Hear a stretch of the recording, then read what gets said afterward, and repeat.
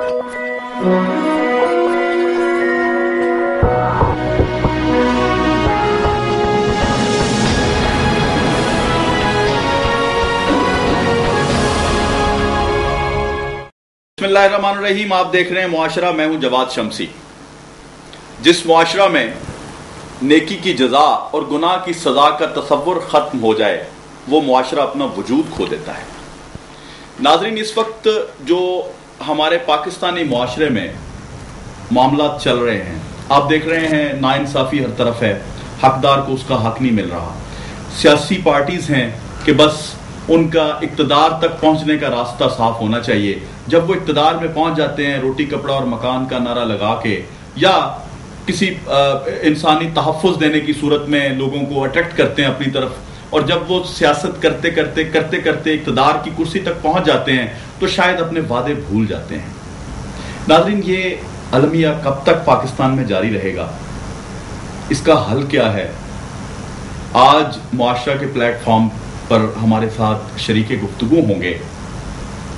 पाकिस्तान सुन्नी तहरीक के सरबराह हैं जनाब सरवत एजाज कादरी साहब। किसी तारफ के मोहताज नहीं है जनाब। आज के प्रोग्राम में मैं आपको वेलकम करता हूं जी। बहुत शुक्रिया, बहुत शुक्रिया। प्रोग्राम का आगाज करते हैं जी।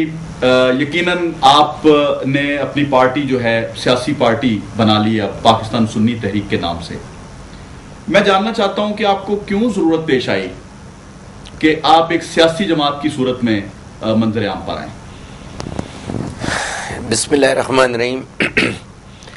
जैसा कि सबसे पहले तो मैं आपका और आपकी चैनल के तवज्जुह से आपके साथियों का शुक्रिया अदा करता हूं कि जिन्होंने यहाँ पर अपने नुक्ते नज़र को पेश करने और माशरे के बारे में जो हालात और मामलात हैं उस पर गुफ्तगू करने का मौका अता फरमाया। और साथ ही आपने अपने इंट्रो में भी ये फरमाया कि जो नाइंसाफ़ियाँ हैं, जुल्म है और बर्बरियत है, दहशतगर्दी है, लाक़ानूनियत है, और यकीनन हर तंजीम का एक मंशूर भी है, एक मैनिफेस्टो है जिसके अंदर वो अपने वादे करते हैं। और बदनसीबी है इस मुल्क के पाकिस्तान की कि हमें लीडरशिप का एक यहाँ पे कहत रहा, फुक़दान रहा, और आज 65 साल गुजरने के बावजूद भी आज अवाम का इस्तेसाल जिस तरीके से किया जा रहा है वो यकीनन एक मिसाल है। यानी कि आज नाइंसाफ़ियों की हद ये है कि आज हमने अपने पाकिस्तान की तारीख़ में ये नहीं सुना था कि इज्तिमाई ख़ुदकुशियों का जो आज लोग एहसास महरूमी है, बेरोज़गारी है, दहशतगर्दी है, और यकीनन आज एक तरफ वो दूसरी वो क़ुव्वतें भी मौजूद हैं जो पाकिस्तान को दर तकसीम करना चाहती हैं लिसानियत की बुनियाद पर, फ़िरक़े की बुनियाद के ऊपर। यकीनन ये वो क़ुव्वतें हैं जिन्होंने कभी पाकिस्तान को दिल से तस्लीम ही नहीं किया था, जिन्होंने पाकिस्तान को गालियाँ दी, जिन्होंने पाकिस्तान के मुंतखब वज़ीर आज़म हो या दूसरे हमारे अकाबरीन हो उनको गालियों काफिर आजम कहा, पाकिस्तान के बारे में अपनी, यानी पाकिस्तान बनाने के मुखालिफ लोग ये लोग इस वक्त इसको मजीद बांटने की कोशिश कर रहे हैं, मजीद तकसीम करने की कोशिश। जी बिल्कुल, जी बिल्कुल। अच्छा, फिर हमारे जो उलमा और मशाइख थे, जिन्होंने हमारे बुजुर्ग थे, जो हमारे अकाबरीन थे, जिन्होंने इस जद्दोजहद में हिस्सा लिया था, वो इस पाकिस्तान बनने के बाद अपनी अपनी जगह पर जाकर अपनी खानका संभाल ली, किसी ने मदारिस संभाल ली और चले गए। तो ऐसे मौके पे इन लोगों को मौका मिला जो पाकिस्तान मुखालिफ कुव्वत है, उन्होंने उससे फ़ायदा उठाया और वो असम्बलियों में पहुंचकर यकीनन वो जो पाकिस्तान के जो मकासद से वो उनके जहन में तो थे ही नहीं, कुर्बानियाँ उनकी थी नहीं, लेकिन उन्होंने एक चीज़ उन्हें हाथ में वजूद आई और उसका जिस तरह बेदरिग इस्तेमाल हुआ आज आपके सामने। आप कहना चाह रहे हैं कि जिन उलमाए दीन ने, जिन मशाइख ने, जिन्होंने पाकिस्तान का नारा लगाने वालों का साथ दिया, ख्वाब देखने वालों का साथ दिया और पाकिस्तान के ख्वाब को हकीकत में बदलने में उन्होंने कुर्बानियां दी, और फिर वो अपने अपने कामों में मसरूफ हो गए, उन्होंने सियासत नहीं की, ये आप कहना चाह रहे हैं? जी जी। और उसका अजाला करने के लिए अब आप सियासत में आए? ये बल्कि इसमें इसको मतलब कंटिन्यू रहे। आपने देखा कि आफ्टर 70 के बाद जब ये हमारे انہوں نے الیکشن فیصلہ کیا کہ پاکستان کے اندر اس وقت وہ قوتیں بہت زیادہ عروج پہ ہیں، پاکستان کی توڑنے کی سازش مصروف ہے، اور الیکشن میں جب انہوں نے 70 کے بعد الیکشن لیا اور آپ نے دیکھا سیٹیں بھی لی پھر انہوں نے، اور پھر وہ مختلف جیسے قادیانی کی ایک تحریک تھی اس کے خلاف جس طریقے سے بھرپور کردار ادا کیا، اور روزہ احترام اور انسانیت احترام کے اوپر جو انہوں نے آرڈیننس وغیرہ جاری ہوئے، تو یقیناً انہوں نے اپنا ایک رول پلے کیا، لیکن ایک سازش ماشاء اللہ کے دور کے اندر ایک سازش کے تحت پھر دوبارہ سے اقلیت میں ان کو بھیج دیا گیا، ایک سازش کے تحت جب انہوں نے اس نام نہاد جنگ میں حصہ نہ لیا جو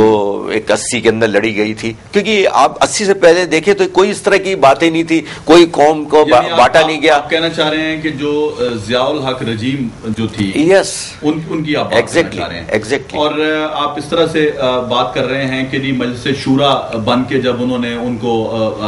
کو پروموٹ کیا گیا، ان کو اسٹیج سجایا گیا ان کے لیے، اور اس کے بعد پھر اسمبلی میں لانے کی راہ ان کے لیے ہموار کی گئی، پھر ہماری پالیسیز چینج ہو گئی، میڈ ان پاکستان کی بجائے وہ میڈ ان یو ایس سے پالیسیز ہو گئی، اور وہ ان پالیسیز کے تحت ہم نے دوسرے کی جنگ میں کود کے اپنے ملک کو آگ لگائی، اور آج ہم نے ہماری انڈسٹریز ہماری شفٹ ہو گئی ہے، لیکن اس کے باوجود ہمارے ان قائدین کے اوپر جن کے مینیفیسٹو کے اندر ہے کہ ہم نے لوگوں کو انصاف دینا ہے، جن کے مینیفیسٹو کے اندر ہے ہم نے روٹی کپڑا مکان دینا ہے، لیکن آج کوئی چیز میں نہیں ہے، آج انسان کی بیسک نیڈز بھی اس کے پاس موجود نہیں ہے، آج اس کے پاس اسپتال نہیں ہے، اس کے پاس انصاف نہیں ہے، آج اس کے پاس بنیادی ضرورت کی چیزیں نہیں ہیں۔ تو ہم نے یہ سوچا کہ ہمارے اکابرین نے ایک اچھی سوچ کے ساتھ جب کام کیا تھا اور کامیابی انہیں نصیب ہوئی تھی، اور یقیناً پاکستان بنتے ہوئے جو ایک اعلان ہوا تھا کہ آگے پاکستان بنائیں گے، اور دو ٹوک فیصلہ ہوا تھا، اور آپ دیکھیں آج جو لوگ کہتے ہیں سرحد کی بات کرتے ہیں، سرحد کے اندر فاتح سرحد کس کو خطاب ملا تھا؟ قائد اعظم رحمۃ اللہ علیہ نے،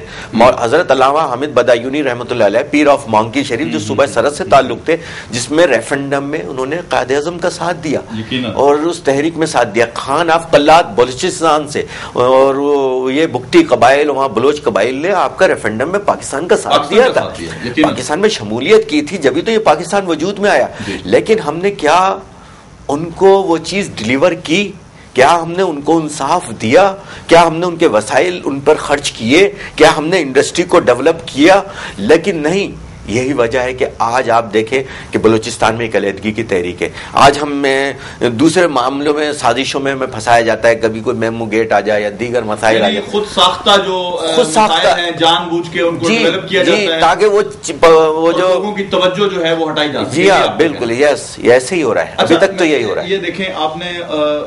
تمام مسائل جو ہیں وہ اپنی گفتگو میں بیان فرمائے، جی جی، آپ سیاست میں آئے ہیں، دوسری سیاسی جماعتیں بھی جب سیاست میں آئیں اور اقتدار تک نہیں پہنچی تھی تو وہ بھی یہی باتیں کرتے تھے، وہ مسائل گنواتے تھے۔ جی جی، کیا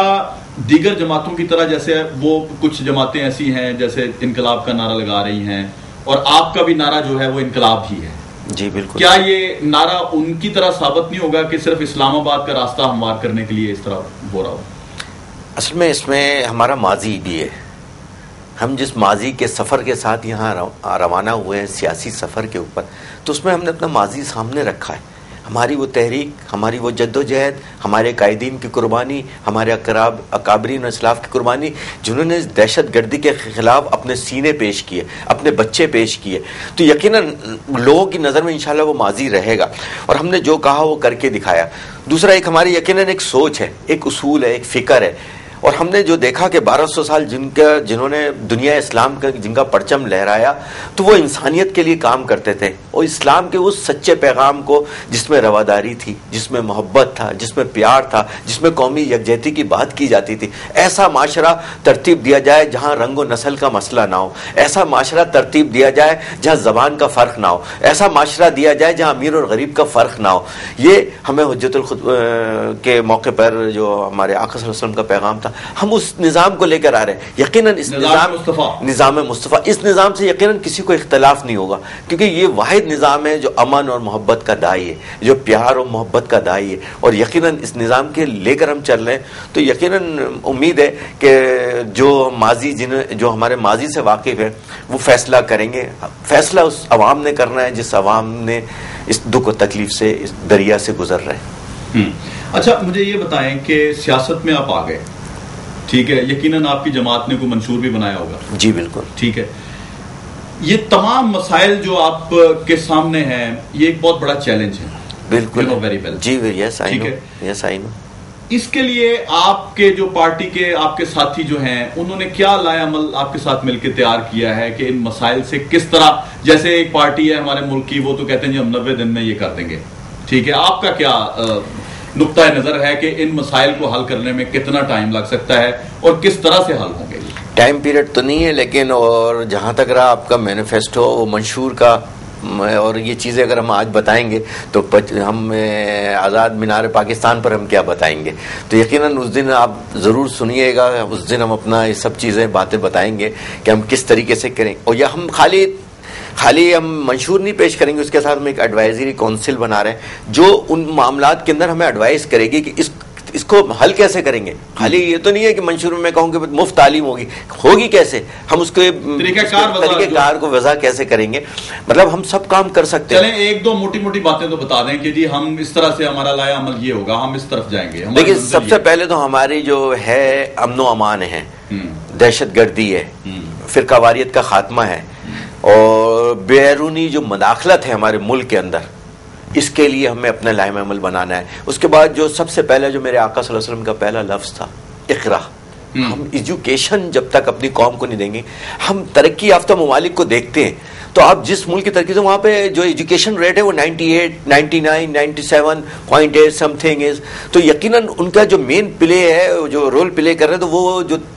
پڑھا لکھا طبقہ ہے, جب تک ہم ایجوکیشن نہیں دیں گے اپنے لوگوں کو تو جبھی تو شعور جب آئے گا.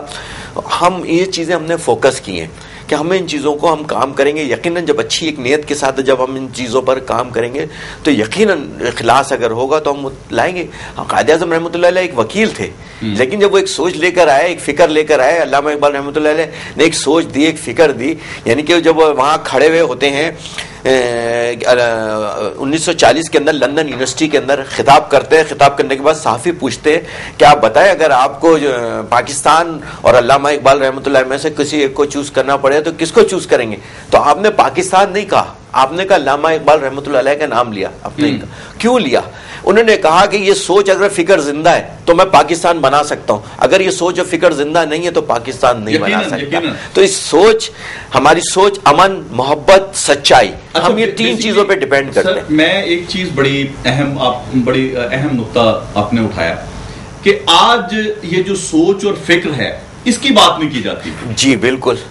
ہم ٹکڑوں کی بات کرتے ہیں, ہم زمین کی بات کرتے ہیں, ہم پازیٹیو سوچ کو کیوں نہیں. یہ کیا کمی ہے یہاں پہ اس خطے میں؟ کیا پہچان کرنے والے جوہری جو ہوتے ہیں,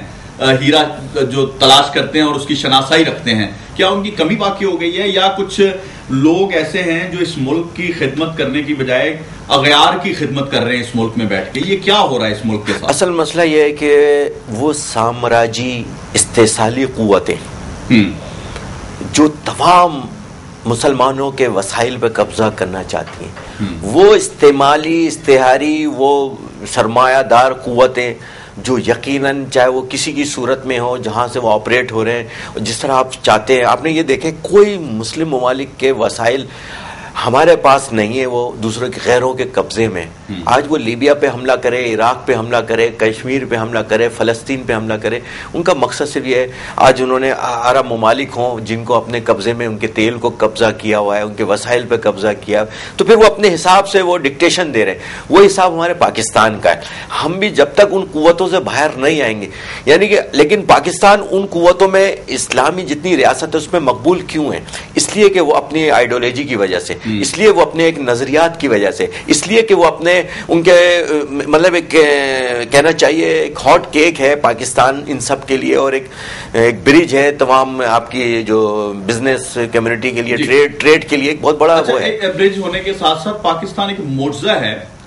واحد ملک ہے اس خطے میں جو اسلام کے نام پہ بنا. جی بالکل, اور یہ ایک معجزہ ہے. جی, اور یہ معجزے پہ آپ سے میں بات کروانا چاہوں گا کہ آپ دیکھ رہے ہیں کہ جی اگر یہ معجزہ ہو سکتا ہے کہ اس خطے میں ہمیں قائد اعظم جیسی لیڈرشپ اور خواب دیکھنے والی سوچ جو تھی, علامہ اقبال کی جو فکر ہے, ان کے پیروکار کچھ آگے آئیں اور اس ملک کو آگے لے کے جائیں, آپ سمجھتے ہیں کہ اس ملک کے ساتھ یہ معجزہ بھی ہوگا؟ دیکھیں انہوں نے جو مجھے علامہ اقبال رحمۃ اللہ کا جو یہ شعر تھا وہ جو سوچ اور فکر ہے جو میں اسے اینڈ سمجھتا ہوں کہ اس کے بعد کیا ہے کہ محمد سے وفا تو ہم تیرے ہیں، یہ جس چیز ہے کیا لوح قلم تیرے ہیں، کہ محمد سے وفا تو نے تو ہم تیرے ہیں، یہ جہاں چیز ہے کیا لوح قلم تیرے ہیں. ایک سوچ اور فکر انہوں نے دی تھی کہ ہم نے ان سے وابستگی چھوڑی، ہم نے ان کے دامن سے وابستگی چھوڑی تو آج ہم کہاں چلے گئے. کیا اس میں کیا چیز کی کمی تھی؟ انصاف تھا، انسانیت تھی. آپ 40 سال تک جو آپ اگر ان کی 40 سال کی زندگی دیکھیں، ایک بڑی اہم بات ہے کہ 40 اظہار نبوت نہیں ہوئے، 40 سال کی زندگی کے اندر انہوں نے سب سے بڑا کام کیا تھا؟ کردار سازی تھی. اچھا ثروت اعجاز قادری صاحب، میں چاہوں گا یہیں سے ہم، یہ بہت خوبصورت گفتگو ہے، ایک چھوٹا سا بریک ہے. ناظرین ایک چھوٹا سا بریک لیتے ہیں، ابھی واپس آتے ہیں، یہیں سے سلسلہ شروع کریں گے جہاں سے ٹوٹا ہے.